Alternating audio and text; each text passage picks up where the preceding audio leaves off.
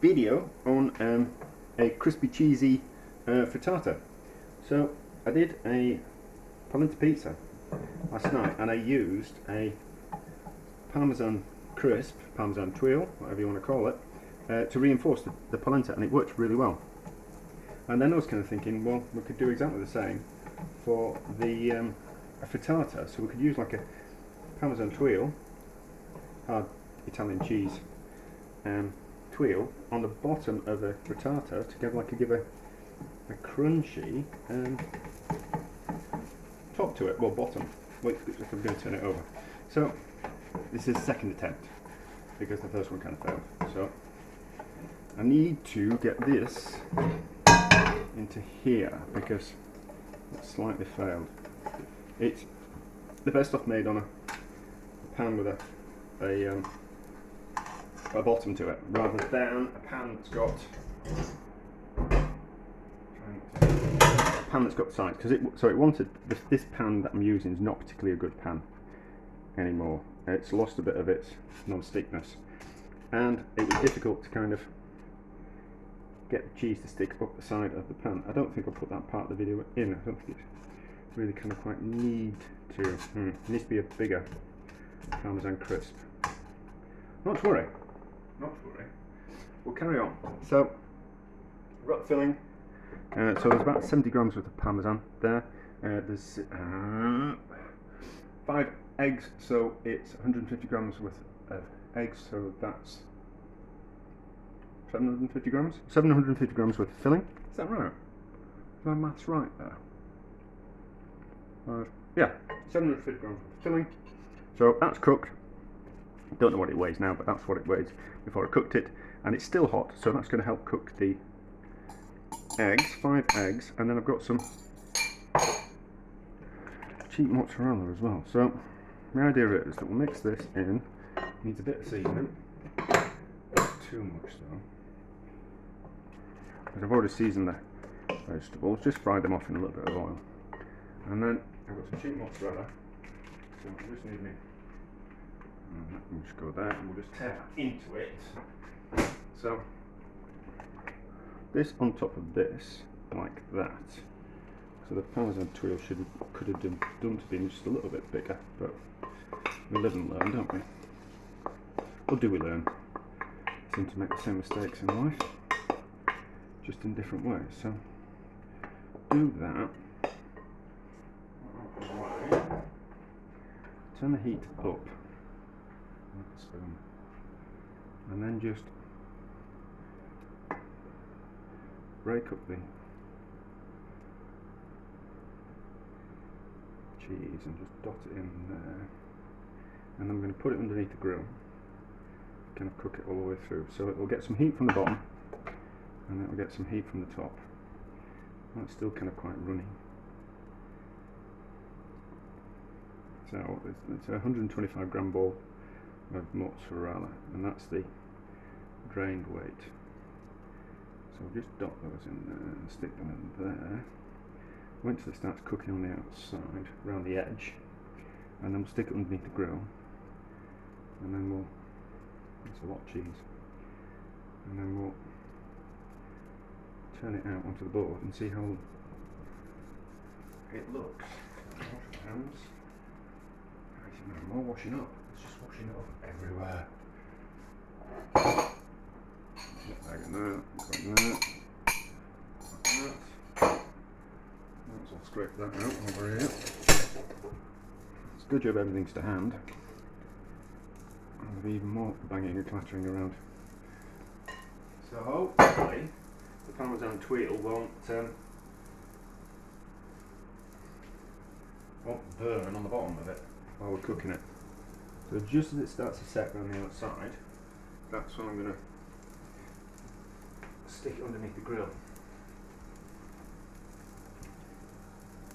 So let's just have a look. So it's starting to cook on the outside, just as it starts to. The filling was already.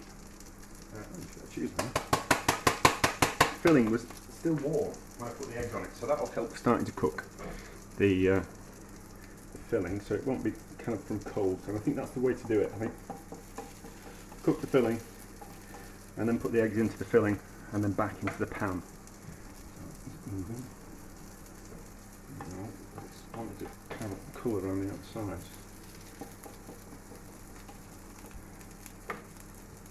So that's fine on the outside. Right, so off there, underneath the grill, try not to burn my plastic handle, give it 3 or 4 minutes. So I'll pause and then we're back when it's cooked. Right, I think we're ready. Looks ready, doesn't it? It's got a little bit of a wobble to it. So turn that off. I'm just going to let it, give it 2 minutes just to set a little bit more without going to come away. I think it's going to come away. I think it's going to come away. I think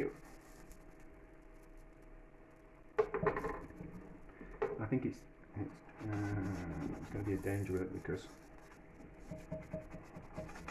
you know, I should have just cooked it in the other pan.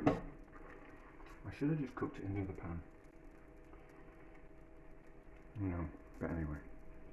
So I think it's going to be soft in the centre because of the cheese.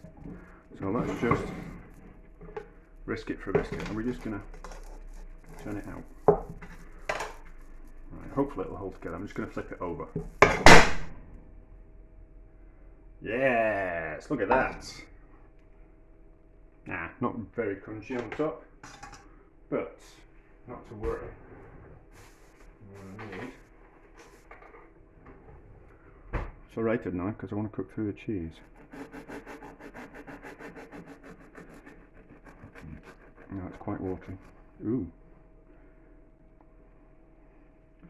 Maybe a little bit undercooked for most people, or maybe it's just a bit juicy. Right, so the premise worked. It's just a little bit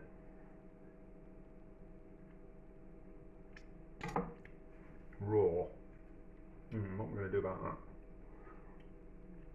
Nothing much. That's not raw egg. Yeah, the egg's just a little bit raw. What are we going to do about that? I don't know. Let's try it first. I'm not opposed to a bit of raw egg. Might just be the liquid.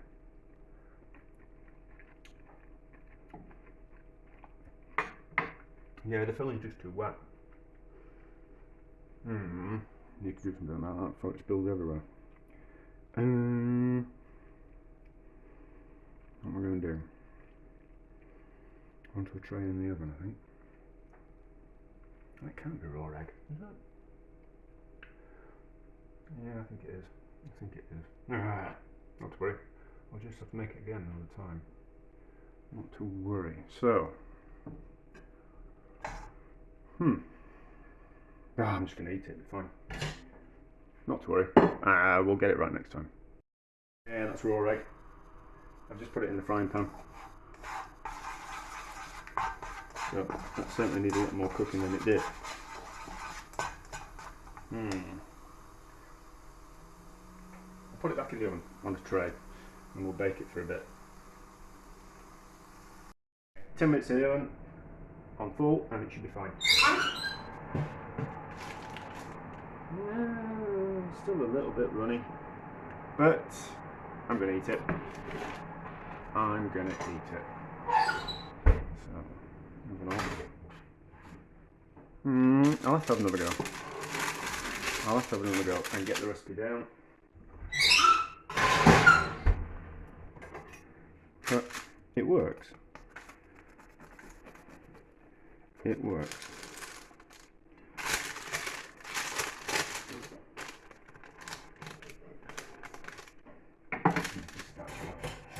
then we can have a better picture of it. So, let's have another go.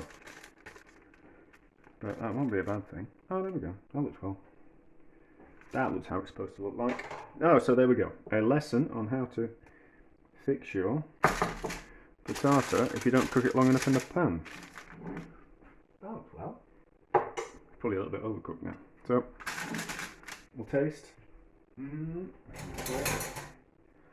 It's nice. I know it's going to be nice because I had a little bit of the raw egg.